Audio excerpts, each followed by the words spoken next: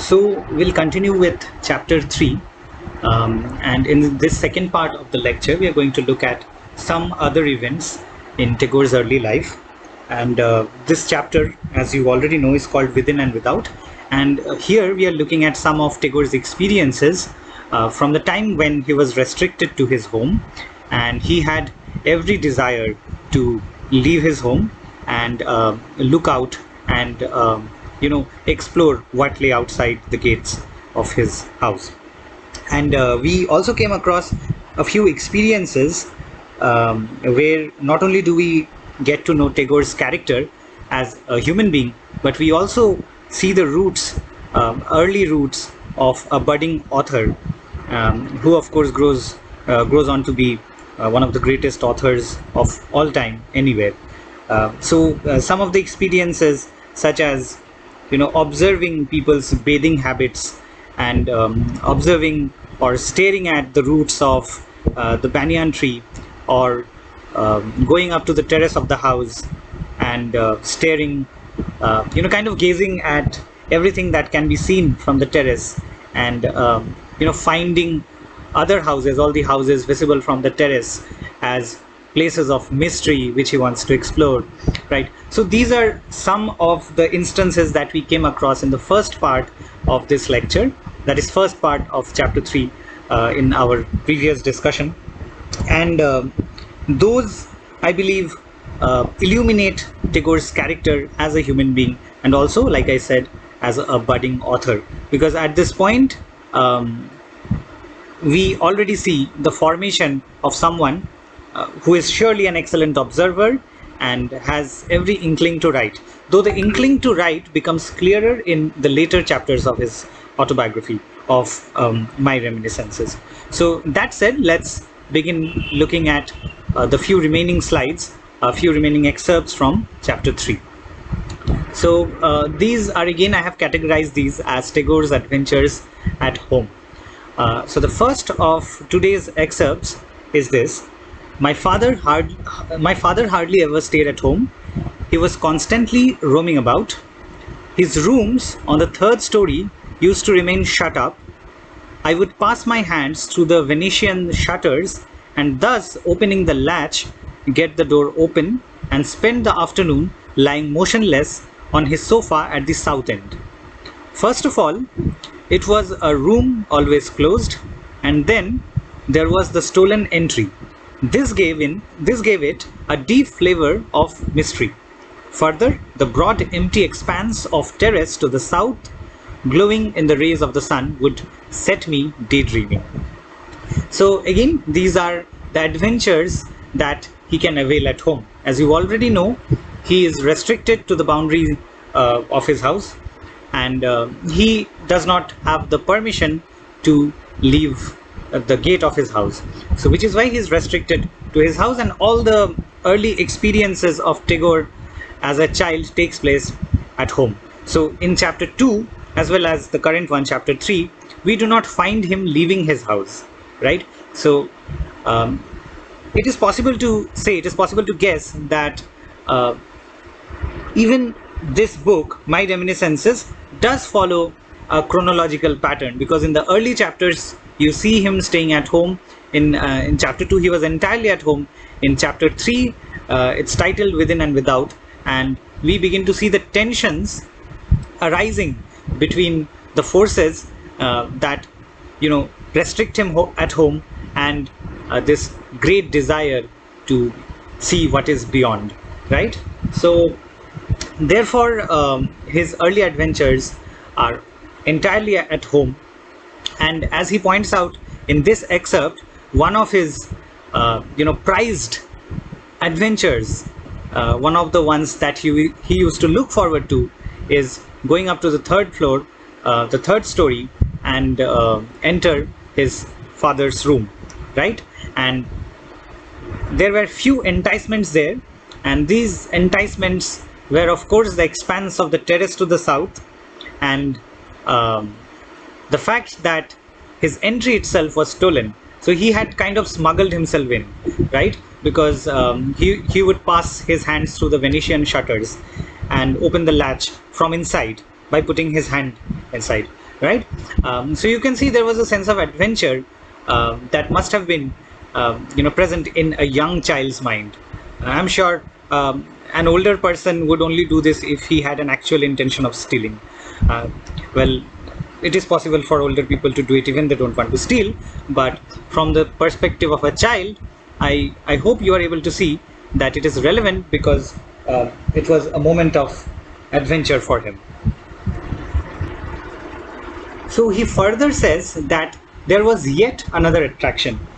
We will now look at the second quotation, which begins with the sentence, there was yet another attraction. And this is once again pertaining to his father's room, which he used to enter kind of by smuggling himself in. So let's find out what this other attraction was. The waterworks had just been started in Calcutta, and in the first exuberance of its triumphant entry, it did not stint even the Indian quarters of their supply. In that golden age of pipe water, it used to flow even up to my father's third-story rooms. And turning on the shower tap, I would indulge to my heart's content in an untimely bath. Not so much for the comfort of it, as to give rein to my desire to do just as I fancied. The alternation of the joy of liberty and the fear of being caught made the shower of municipal water send arrows of delight thrilling into me. So as you can see, in the second quotation, which again pertains to his father's room, which was his major site of adventure, the secondary attraction, apart from the fact that he used to steal his way through and spend his time lying about in the sofa, the other attraction was the waterworks. Now, I don't think much explanation is required here. It's pretty obvious that the event refers to the time when the waterworks, the water pipelines were first set up in Calcutta. But the thing that you need to observe, you need to take away from these excerpts is that Tagore surely was an adventurous person, right? And despite being restricted to the borders of his own house, he found out, ways to give rein, as he says, to my desire to do just as I fancied, right? So these are some of the attractions that he had early on while being restricted at home. Let's look at the next excerpt. And this pertains to his opinions, Tagore's opinions of lessons which the infant state has to teach people. It was perhaps because the possibility of contact with the outside was so remote that the joy of it came to me so much more readily. When material is in profusion, the mind gets lazy and leaves everything to it, forgetting that for a successful feast of joy, its internal equipment counts for more than the external. This is the chief lesson which his infant state has to teach to man. There, his possessions are few and trivial, yet he needs no more for his happiness. The world of play is spoilt for the unfortunate youngster who is burdened with an unlimited quantity of playthings. So, if you remember, in one of the early lectures, I mentioned that My Reminiscences is a book where Tagore not only records his memories. Sometimes there is commentary, and those commentaries are mostly his observations or the lessons that he drew from life, or the lessons he believes is relevant to his readers, with something which he mentioned in the very first chapter, right? If you remember, in the first chapter, he said that he believes that memories, when recorded, have a literary value. But he also said, additionally, that it is possible for memories to have a value for their readers, right? And it is due to a combination of these two factors that he finally took on himself the task of writing My Reminiscences. And this is one instance where which is not just a memory. The memory, of course, was his adventures at home. The lesson, however, or the commentary, however, comes in the form of Tagore's opinion of lessons which the infant state or the childhood state that has for grown-ups, for adults, right? So to summarize what he says here, the last sentence is something I think which will suffice. He says the world of play is spoiled for unfortunate youngsters who are burdened with an unlimited quantity of things. So essentially, Tagore is saying that there is something we adults can learn from the state of infancy. That is, in the infant state, possessions are few, right? We own very little. Now that we are all grown up, we own phones and computers, and some people own cars and big houses, etc., etc. So there is no end to possession. However, when when when at the infant stage, possessions are few and trivial, right? And yet children do not really need many possessions to find happiness, right? They can be happy with very little. Children will be happy if you just smile at them, right? If you tickle, like, essentially the point is, at the infant stage, possessions are much less relevant than they are to adults, and this is indeed a lesson which adults have to learn from the infant stage of people, of man. And like he says, the world of play is spoiled for those who have too much, right? If you have, there is this book called The Paradox of Choice, and the author in that book, essentially, to summarize what he says in that book, the point he makes there is that whenever there is too much choice, it becomes difficult to choose, right? So choice is not always essentially a good thing. Now, just imagine yourself trying to shop online, and you get hundreds and perhaps thousands or even tens of thousands of options to buy from. And this is just in the context of buying. To keep in mind that choice necessarily doesn't pertain to buying. Choice is applicable elsewhere. In every walk of life, choice is applicable. But I'm just giving you an example from the book where the author shows how buying is a place where the paradox of choice functions. So there he says that while shopping online, people often have tens of thousands of choices to buy from, and you are going to choose one, maybe two. And when you have so many choices, it becomes difficult and perhaps even impossible to choose. So, there is something called choice anxiety or choice fatigue. You have too much choice that you get tired of it, right? So these are things that happen, and I believe what Tagore realized 100 years ago, and surely other great poets and authors realized even before Tagore, is certainly true, that if you are burdened with an unlimited quantity of playthings, the world of play is going to be spoiled for you, right? So too much choice or too many possessions in this case are not really going to do any good. All right, so let's now look at yet another of his adventures, and here we will be able to see how these adventures led to Tagore's free play of his early imagination. He says, there is another piece of vacant land to the north of the house, which to this day we call the Golabadi. That translates roughly into barn house.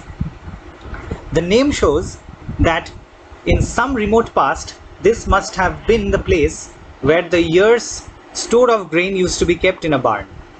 Then, as with brother and sister in infancy, the likeness between town and country was visible all over. Now, the family resemblance can hardly be traced. This Golabadi would be my holiday haunt if I got the chance. It would hardly be correct to say that I went there to play. It was the place, not play, which drew me. Why this was so is difficult to tell. Perhaps it being a deserted bit of wasteland lying in an out-of-the-way corner gave it its charm for me. It was entirely outside the living quarters and bore no stamp of usefulness. Moreover, it was an unadorned as it was useless, for no one had ever planted anything there. It was doubtless for these reasons that this desert spot offered no resistance to the free play of the boy's imagination. Now, the boy is, of course, himself. So, one important comment that Tagore makes here is when he says that, as with brother and sister in infancy, the likeness between town and country was visible all over. Let me explain this for a moment. So he says in his house, one of the portions of the house which he was particularly attracted to was the Golabari or barn house. And he says that there was once a time, and the name itself suggests that in the past, this place of the house, this section of the house, was used to store grain, right? And he says that in a distant past, it is likely that the Golabari and the house looked similar. Now, while the house has become modern, the house has merged with the city, with the city of Calcutta, of course. The Golabari has still maintained its rural look. So essentially, he says the simile that he gives here, the metaphor that he uses, rather not simile, the metaphor he uses here is that brother and sister during infancy look very similar, but the likeness does not stay. The likeness is not retained once they grow up. And similarly, he says that in the past, the Golabari looked like a part of the house because there was a similarity in how they looked. There was a rusticity not just to the Golabari but to the house as well. But after the passage of so much time, the house itself, the living quarters themselves have been modernized, and the house looks like other houses perhaps in that section of Calcutta. However, the Golabari has retained its rustic look. It was not upgraded to suit the rest of the house, right? And then he questions himself as to what were the reasons behind him being attracted to this place, right? And he says it would hardly be correct to say that I went there to play. It was the place, not play, which drew me. So he was attracted to this place not because he could play there, just because this place called him, right? This place drew him, to use his words. Now, why this was so is difficult to tell. And after saying that it is difficult to tell, Tagore tries to analyze, right? And this is essentially his analysis, that this place was mysterious. No one had ever planted anything there, and it was unadorned, as he says, and it was useless as well, because the Golabari must have had some function in the past, but it does not have any function in the present day, that is at the time of Tagore's writing. So due to all of these reasons, it was not used, and he thinks that all of these reasons offered no resistance to the play or free play of the boy's imagination, and this is why he was drawn there, right? Because it was abandoned, it was unadorned, it was useless, no one had planted anything there, right? So all of these factors combined to form Tagore's interest in this place.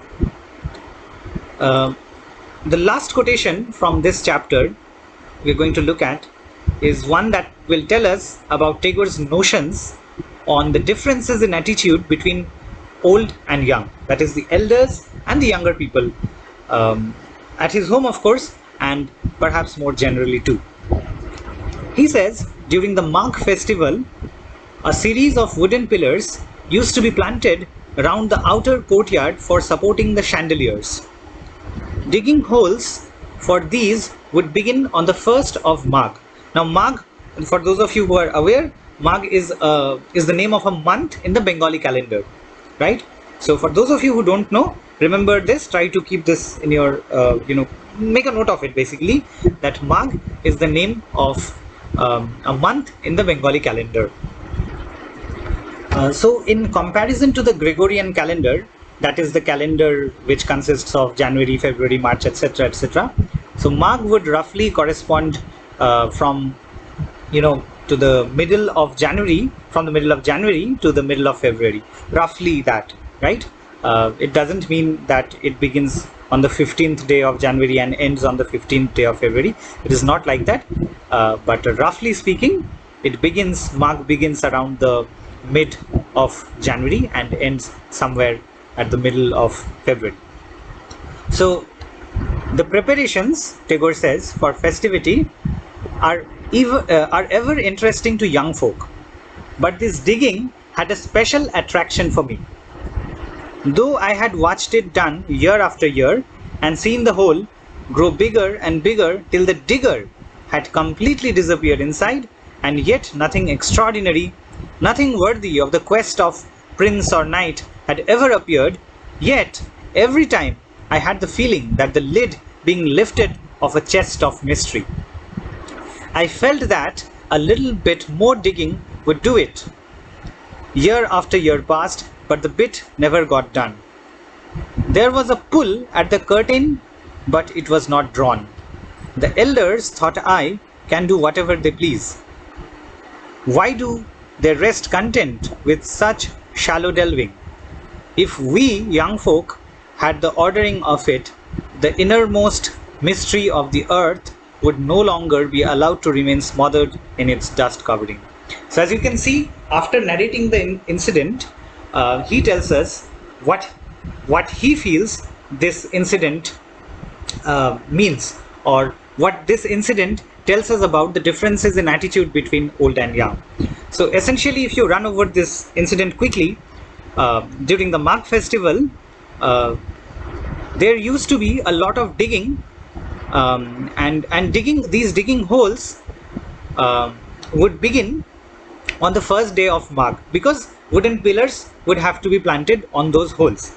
And Tagore says that he was particularly interested to the aspect of digging, right? And even though he had watched it every year, he found it interesting nonetheless, right? And he used to observe it as the hole grew bigger and bigger till the person who was digging completely disappeared inside, right? And even though there was nothing extraordinary to be found by digging, every year he felt that with every stroke of the shovel with which the digging was done, as if a kind of lid was being lifted off a chest of mystery, right? So that was Tagore's feeling, and he felt that a little more digging would perhaps actually reveal some great mystery or some great treasure. And the lesson that he draws from this is that the elders, obviously this is a lesson he drew as a child, the time when he observed it, perhaps not as an elderly person himself. We don't know what thought he would have had if he watched this digging at the age of, say, 75, right? But here he is recording his feelings from during the time he was a child, right? So keep that in mind. Not all of his commentaries are from the perspective of an old man. Some of his commentary is from the perspective of the time where those incidents, or when those incidents took place, right? So at that time, he says, he felt that why are these elders satisfied with so much, so little? Why did they end after digging that much? Why didn't they continue digging more? He thinks that if younger people had all of these responsibilities, the innermost mysteries of the earth would be revealed, right? There would be no dust covering to any of the mysteries. The young people would find everything. So this is kind of his belief that he has for the youth, right? So as you can see, he has enormous confidence in youth. He believes that the youth can achieve anything they set their minds on. So here my lecture on chapter 3 ends. In the subsequent classes, we will look at important incidents from the subsequent chapters.